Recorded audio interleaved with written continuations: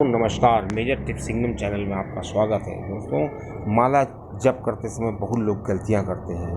दोस्तों, माला जपना जो होता है एक पूजा पाठ का एक बहुत ही सशक्त माध्यम होता है जिससे कि हम अपने ईश्वर के करीब आ जाते हैं। दोस्तों, माला जपना और हवन करना ये दो ऐसी चीज़ें होती हैं पूजा के पैकेज में जो कि ईश्वर को बहुत प्रिय हैं और ईश्वर को प्राप्त करने का कलयुग में भी एक बहुत ही सशक्त माध्यम है।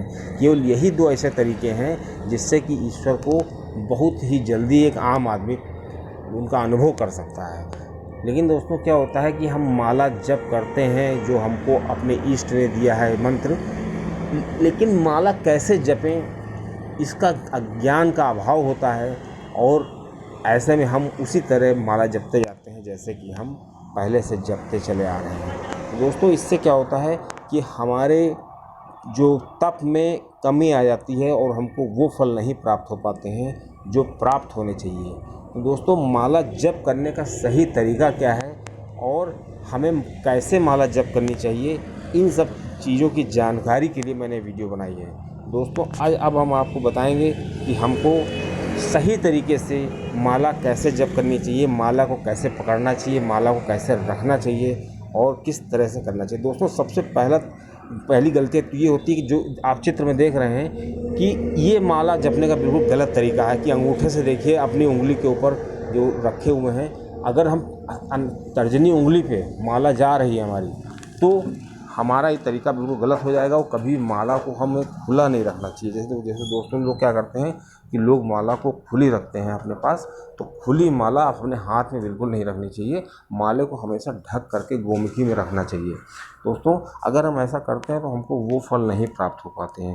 दोस्तों, इस गलती को हमें दोबारा नहीं करना चाहिए। दोस्तों, दूसरी गलती ये होती है कि माला जो होती है उसको हम जिस माला को जप रहे हैं उसको कभी हाथ में ना निकालें, बाहर ना निकालें और जप करते समय कोई देख ना ले। अगर हम माला जप रहे हैं अगर कोई देख रहा है तो समझ लीजिए कि उसका वो फल नहीं प्राप्त होता है। दोस्तों, एक गलती और होती है कि माला को कभी भी जो है हम खुले में न रखें कि जैसे कोई भी देख ले उसको।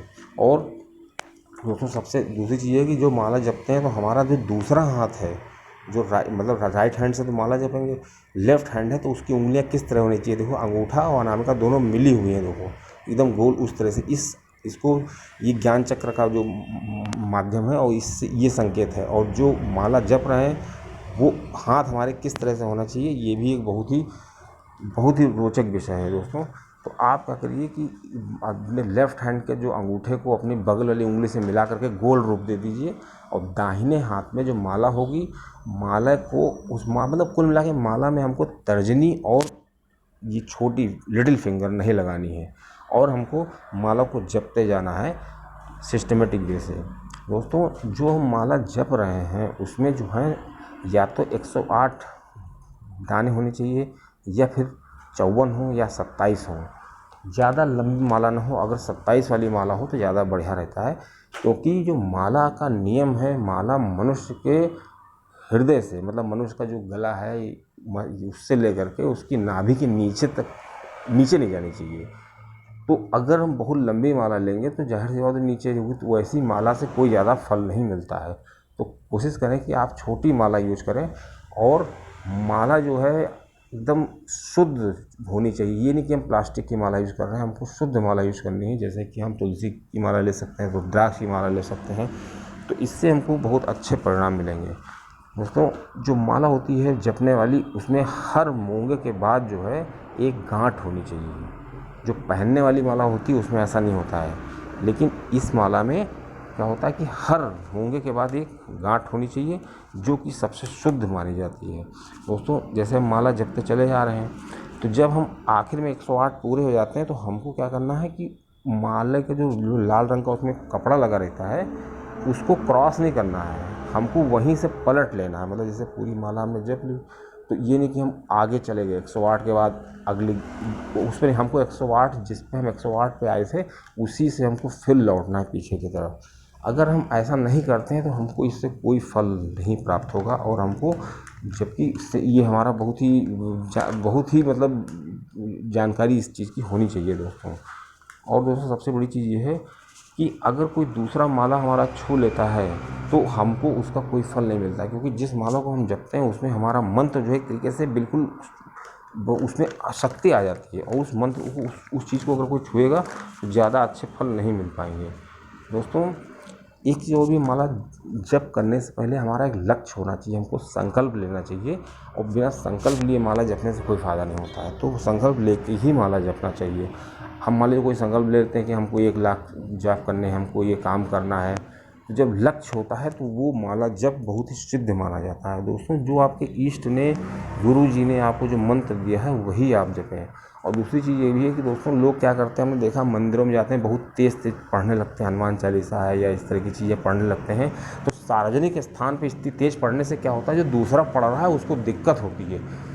इसलिए इस चीज़ का विशेष ध्यान रखें कि आप वहाँ पे इतनी तेज़ बोलें कि आपके बगल वाला ना सुन पाए। और जब माला जपते हैं तो आपका खाली होंठ चलने चाहिए और मनन जाप करना चाहिए। आपका जो शब्द है वो बाहर वाला आदमी न सुन पाए, तभी माला का जपने का जो आपको फल प्राप्त होगा। अगर बाहरी आदमी आपकी बात सुन रहा है, आपके मंत्र को सुन रहा है, तो ऐसे जप करने से कोई फ़ायदा नहीं है।